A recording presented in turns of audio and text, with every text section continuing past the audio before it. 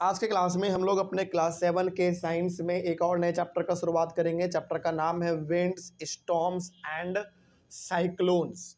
ये हमारे क्लास 7 के साइंस में चैप्टर नंबर 8 होने वाला है। इसके पहले हम लोग चैप्टर नंबर 7 तक डिस्कस कर चुके हैं और आज के क्लास में हम लोग साइंस के अंदर चैप्टर नंबर 8 डिस्कस करेंगे। चैप्टर का नाम है विंड्स, स्टॉर्म्स एंड साइक्लोन्स। तो इस चैप्टर में हम लोग बेसिकली 3 चीज़ों के बारे में बात करेंगे डिटेल में। पहला हम लोग बात करेंगे विंड्स के बारे में, उसके बाद स्टॉर्म्स के बारे में और उसके बाद फिर साइक्लोन के बारे में। तीनों क्या होता है, कैसे काम करता है ना, क्या क्या पढ़ना है, इन सभी के अंदर सब कुछ हम लोग डिटेल में डिस्कस करेंगे। लेकिन सबसे पहले हम लोग शुरुआत करते हैं अपना इस चैप्टर का इंट्रोडक्शन से शुरुआत करते हैं। चैप्टर को शुरू किया जाए तो ध्यान से आपको सुनना है। यहाँ पे जो बगल में आपको पिक्चर दिख रहा है, इस पिक्चर को अभी आपको नहीं देखना है क्योंकि जो पिक्चर है एक एक्टिविटी का है। वो जब एक्टिविटी हम लोग पढ़ेंगे तो फिर इस पिक्चर को हम लोग देखेंगे। अभी फ़िलहाल आपका ध्यान इधर कंटेंट पे होना चाहिए, क्या इधर लिखा हुआ है। सबसे पहला इंट्रोडक्शन है। इंट्रोडक्शन में है विंड का डेफिनेशन। विंड, कई बार हम लोगों को वर्ड सुनने को मिलता है कि आखिर विंड क्या है। तो विंड कुछ नहीं है, बहता हुआ हवा को ही हम लोग कहते हैं विंड, बस।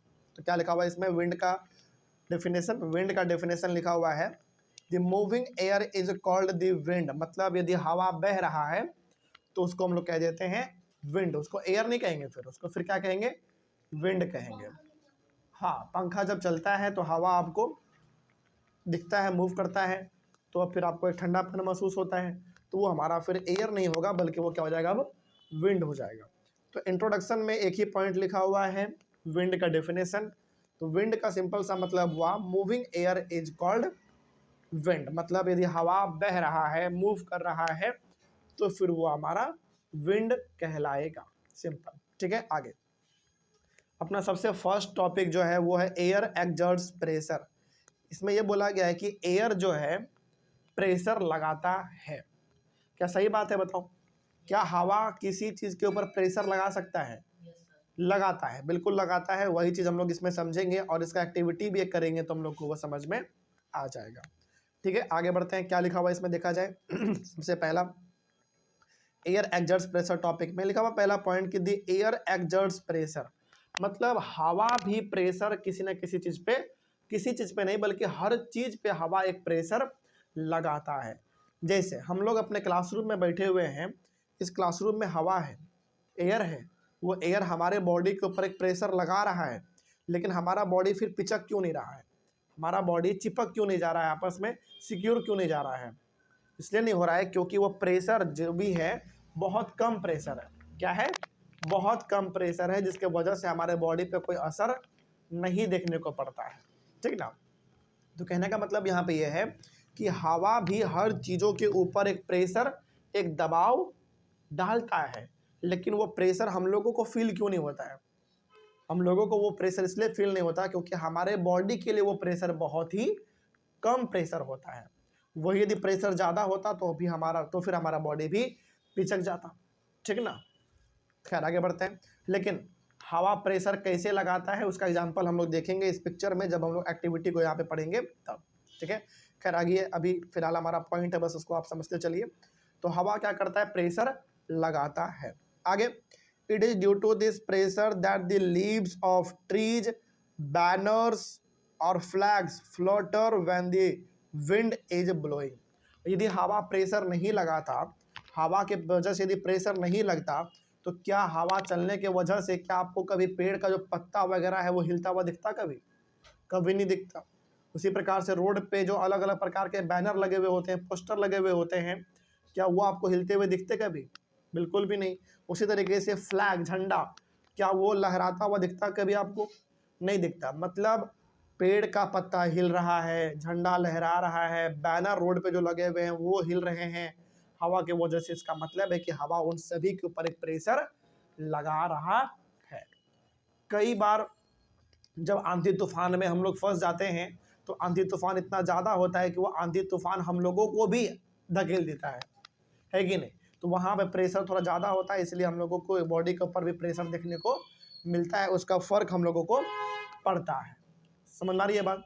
वही बात यहाँ पे लिखा हुआ है कि हवा भी एक प्रेशर लगाता है। ठीक है, आगे बढ़ते हैं। The increased wind speed is indeed accompanied by a reduced air pressure. अब जैसे एक बात देखो यहाँ पे समझना ध्यान से, जैसे गर्मी का टाइम पे हम लोग क्या करते हैं, गर्मी के टाइम पे हम लोग फैन को ऑन करते हैं। इसका मतलब क्या है, अच्छा एक बात बताओ, गर्मी के टाइम पे क्या होता है, हमारे आसपास एयर प्रेशर जो होता है ना वो बहुत कम होता है। गर्मी के टाइम पे हमारे आसपास एयर का जो प्रेशर होता है, एयर का जो दबाव होता है वो बहुत कम होता है, यानी कि हमारे आसपास हवा होता ही नहीं है उतना ज़्यादा, इसीलिए हम लोगों को गर्मी लगता है।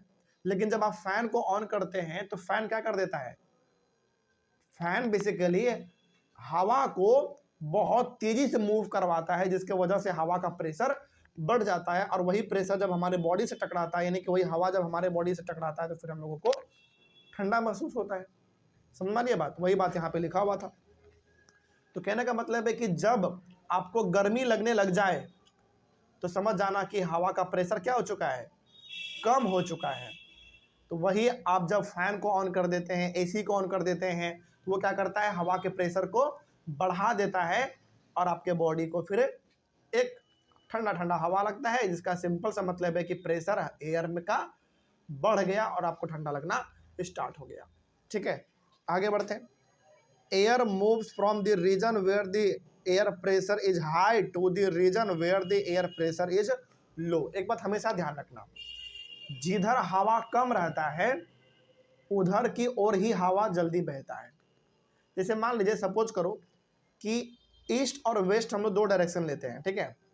ईस्ट में हवा बिल्कुल भी नहीं है, लेकिन वेस्ट में हवा बहुत है, एयर है अच्छा खासा है। तो बताओ हवा किधर से किधर जाएगा, ईस्ट से वेस्ट या वेस्ट से ईस्ट? एक बार फिर से समझ लो, ईस्ट की ओर हवा नहीं है, मतलब कि वहां पे हवा नहीं है, इसका मतलब है कि एयर का प्रेशर वहां पे क्या होगा बताओ, बहुत लो होगा, हवा है ही नहीं वहां पे। लेकिन वेस्ट साइड में हवा बहुत ज़्यादा है, इस हवा बहुत ज़्यादा वेस्ट साइड में, इसका मतलब वहाँ पे एयर का प्रेशर ज़्यादा है। तो बताइए हवा किधर से किधर मूव करेगा, ईस्ट से वेस्ट या वेस्ट से ईस्ट? Waste to east. हमेशा ध्यान रखना है कि एयर हमेशा मूव करता है ज़्यादा से कम की ओर, ज़्यादा से कम की ओर। तो हवा हमारा बेसी था किधर बताओ, वेस्ट की ओर, कम किधर था, ईस्ट की ओर। तो हवा हमेशा हमारा वेस्ट से ईस्ट की ओर आके मूव करेगा। तो वही बात यहाँ पे लिखा हुआ था कि air moves from the region where the air pressure is high to the region where the air pressure is low. जैसे यहाँ पे ईस्ट की ओर हवा कम था, हवा कम का मतलब है कि ईस्ट की ओर एयर प्रेशर क्या है हमारा, कम है। उसी प्रकार से वेस्ट की ओर हवा ज़्यादा है, इसका मतलब है कि वहाँ का एयर प्रेशर ज़्यादा है। तो हवा का जो मूवमेंट होगा, हवा जो मूव करेगा वो वेस्ट से ईस्ट की ओर मूव करेगा। इसका मतलब आप ये भी बोल सकते हैं कि हाई प्रेशर से हवा किधर जाएगा, लो प्रेशर की ओर जाएगा। तो हमेशा इस बात को ध्यान रखना है। कई बार आपसे पूछा जा सकता है, ऐसे चलते फिरते भी लोग पूछ लेते हैं कि एयर हमेशा किधर से किधर मूव करेगा, तो आपका जवाब क्या होना चाहिए, high pressure to low pressure, यानी कि ज़्यादा जिधर हवा है उधर से बह के कम हवा जिधर है उधर की ओर वो जाएगा। लेकिन इसके लिए अच्छा वर्ड क्या रहेगा, high pressure to low pressure, ठीक है ना, यानी कि हाई एयर प्रेशर से लो एयर प्रेशर जिधर रहेगा उधर की ओर ही हमारा हवा बहता है। आगे, the greater the difference in pressure the faster the air moves. अब देखो ईस्ट में हवा बिल्कुल भी नहीं है, लेकिन वेस्ट में हवा बहुत ज़्यादा है। तो बताओ दोनों में डिफरेंस क्या हो गया, बहुत ज़्यादा हो गया ना। ईस्ट में हवा बिल्कुल ही नहीं है और वेस्ट में हवा बहुत ज़्यादा है, तो बताओ दोनों के बीच में जो फ़र्क है वो बहुत ज़्यादा हुआ कि कम हुआ, बहुत ज़्यादा हो गया ना प्रेशर, मतलब बहुत ज़्यादा डिफरेंस हो गया।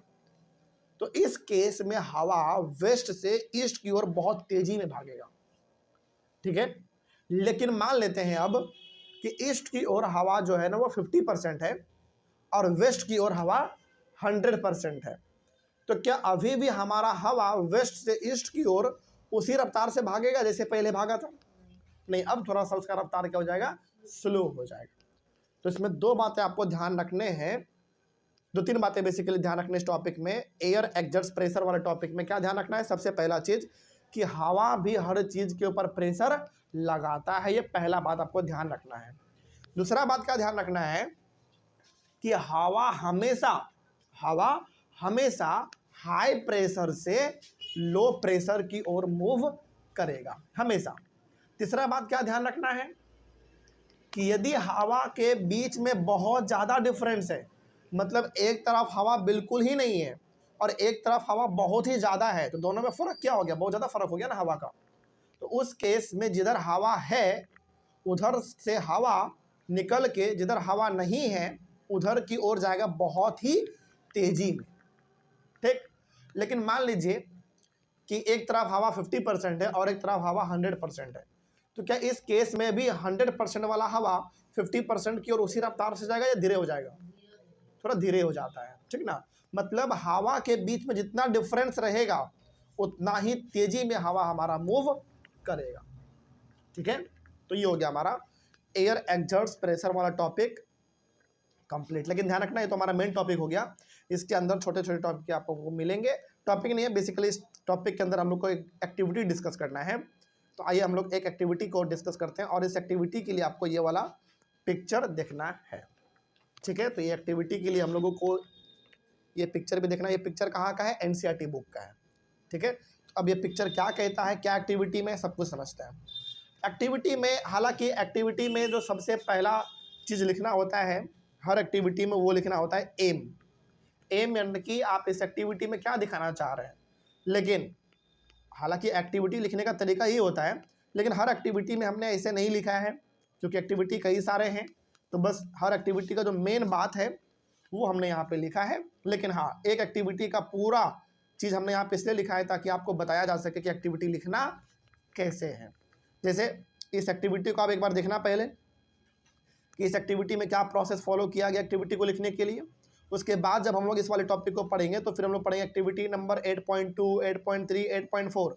इन सारे एक्टिविटी में सारा प्रोसेस फॉलो नहीं किया गया है, लेकिन जब आप इस एक्टिविटी को पढ़ेंगे तो वो सारा प्रोसेस, सारा स्टेप आप खुद भी लिख लेंगे जो कि हमने इस पहले वाले एक्टिविटी में लिखा है, ठीक ना। तो ध्यान रखना, पहले वाले एक्टिविटी में हमने पूरा प्रोसेस के साथ बताया है आपको कि पहले एक्टिविटी में क्या आता है, फिर क्या आता है, फिर क्या आता है, फिर क्या आता है, ये सब चीज़। और बाकी सारे एक्टिविटी में हमने नहीं लिखा है। क्यों नहीं लिखा है? क्योंकि आपको वहाँ पे लिखना है, ठीक है। समझ में आ रही है बात? तो वहाँ पे आपको सब कुछ लिखना है, एम, मटेरियल रिक्वायर्ड, प्रोसीजर, ये सब कुछ वहाँ पे आपको लिखना है। लेकिन जो मेन पॉइंट है वो हमने वहाँ पे जरूर लिखा है, ठीक है। तो देखते हैं, और ये यही एक्टिविटी से, पहला वाला एक्टिविटी से आप पैटर्न समझ लो कि एक्टिविटी कैसे लिखना होता है। कई बार टीचर पूछ देते हैं, या फिर कई बार एग्जाम में दे देंगे, या फिर कई बार होमवर्क भी दे देते हैं टीचर कि एक्टिविटी लिख के आना, एक्टिविटी नंबर 8.1, 8.2, इस प्रकार से। तो एक्टिविटी लिखने का जो सबसे आसान तरीका और सबसे अच्छा तरीका होता है कि पहले उस एक्टिविटी का लिखो एम। एम का मतलब हो गया कि उस एक्टिविटी में क्या शो करना है आपको। तो क्या शो करना है हमको इस एक्टिविटी में? To demonstrate that the air exerts pressure. इस एक्टिविटी में हमको ये दिखाना है कि एयर भी प्रेशर लगाता है, यानी कि हवा भी प्रेशर को लगाता है। यही हमको इसमें साबित करना है, दिखाना है, ठीक है। ये हो गया हमारा एम। अगला है मटेरियल रिक्वायर्ड। इस एक्टिविटी को करने के लिए आपको क्या क्या चाहिए होगा, तो देखते हैं क्या क्या चाहिए होगा। Tin can with lead. आपको एक टीन कैन चाहिए होगा, यानी कि एक डब्बा चाहिए होगा टीन का, कोक का ले सकते हो, ठीक ना। तो एक आपको टीन का डब्बा चाहिए होगा, उसका ढक्कन भी होना चाहिए आपके पास, ठीक ना। वही लिखा हुआ है टीन कैन विथ लीड, यानी कि एक टीन कैन चाहिए आपको, उसमें ढक्कन भी होना चाहिए। उसके बाद वाटर चाहिए, कैंडल फ्लेम चाहिए, कैंडल फ्लेम का मतलब जलता हुआ कैंडल चाहिए आपके पास, होना चाहिए। एंड मेटेलिक वेसल, और आपके पास एक मेटल का बर्तन होना चाहिए, ठीक है। तो ये मटेरियल हमारा इसमें लगेगा इस एक्टिविटी को करने के लिए। आगे प्रोसीजर। अब प्रोसीजर का मतलब हो गया कि आपको करना क्या क्या इस एक्टिविटी में, क्या प्रोसेस फॉलो करेंगे आप। पहला चीज, ध्यान से बस आपको सुनना है और इमेजिन करना है, जो हम आपको बोलेंगे उसको ध्यान से सुनना है बस, ठीक है। देखो पहला चीज, take a tin can with a lid. मतलब आप एक टीन कैन लो जिसके पास ढक्कन होना चाहिए, ठीक है। मतलब आपके पास एक कैन लेना है, ढक्कन मतलब डब्बा लेना है, जिसको, जो डब्बा कैसा होना चाहिए, टीन का बना होना चाहिए और उसका एक ढक्कन भी होना चाहिए। ले लीजिए उसको। आगे, fill it approximately half with water. ढक्कन को खोलिए, उस कैन में लगभग आधा कैन पानिया भर दो और फिर ढक्कन को टाइटली लगा दो, ठीक है।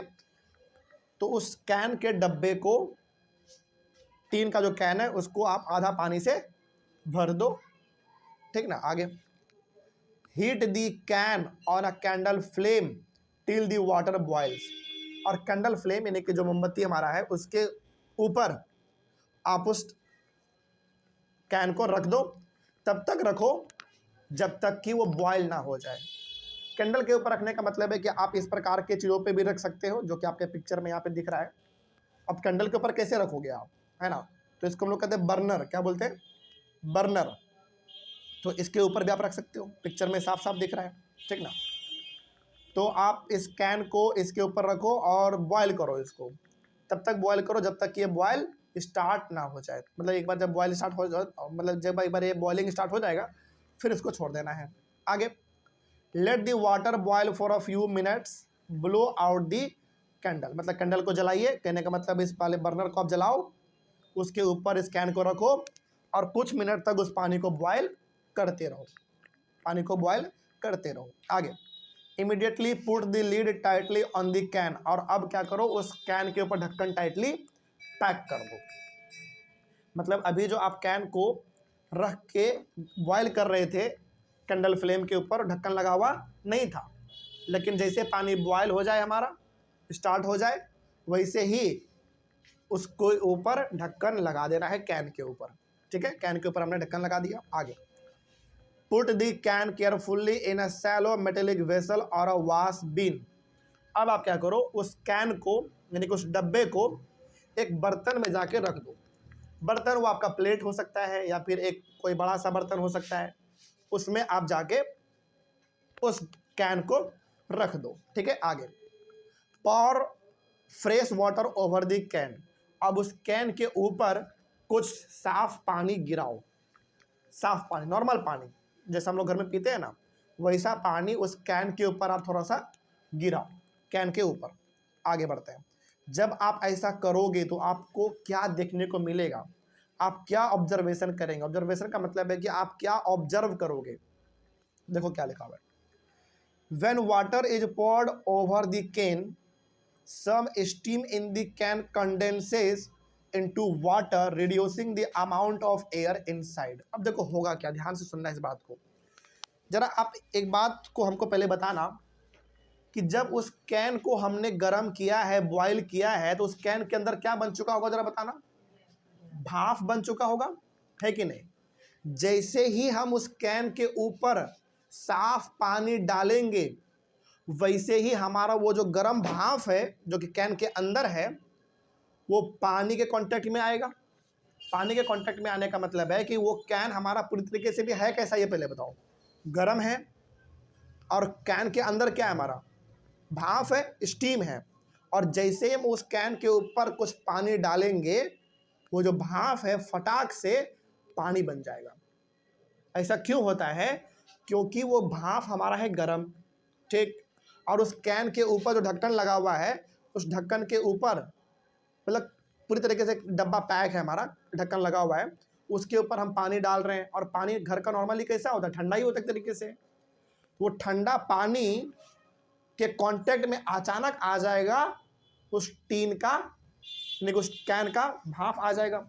तो भाप क्या हो जाएगा, फटाक से पानी का रूप ले लेगा, यानी कि वो अभी गैस के रूप में था भाप, हमारा तुरंत वाटर बन जाएगा।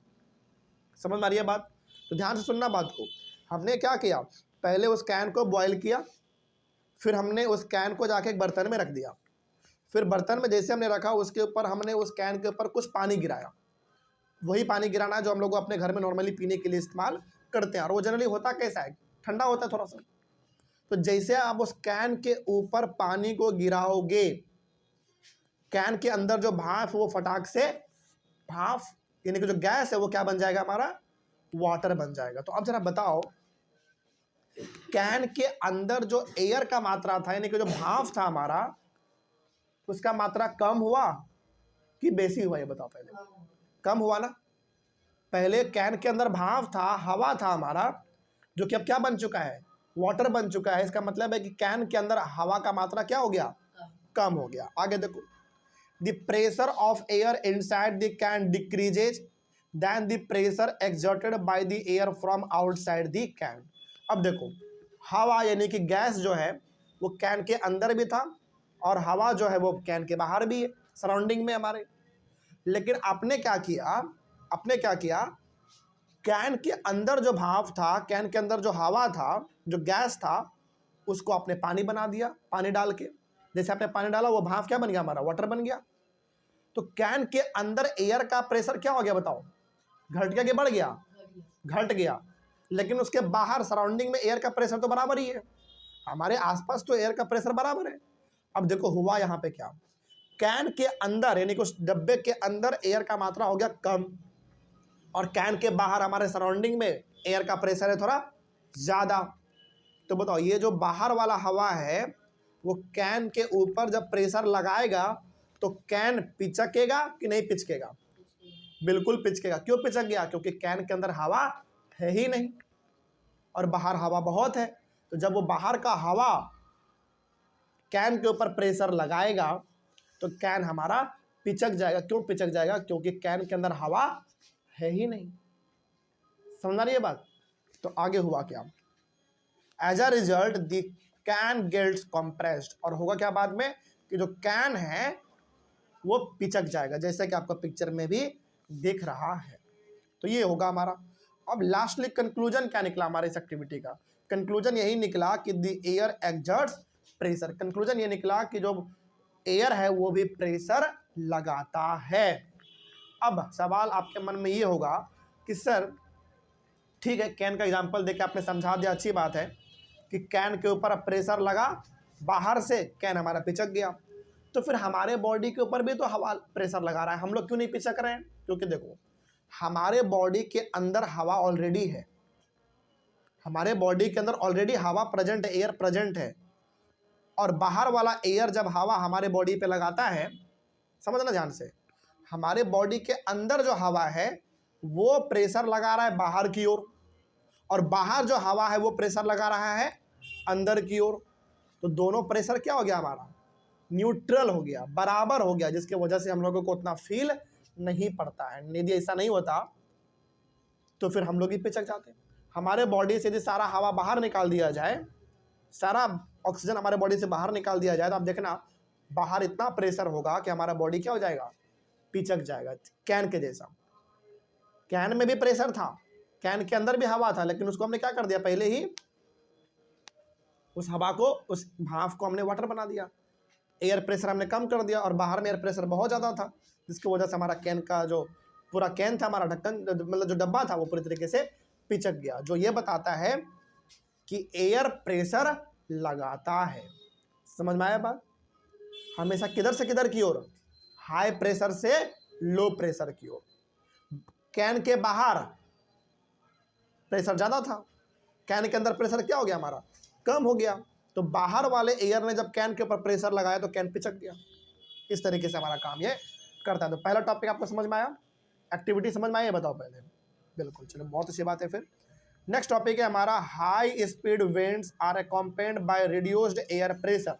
ये टॉपिक हमारा अगला क्लास में हम लोग डिस्कस करेंगे। मिलते हैं हम लोग अपने अगले क्लास में। Thank you very much.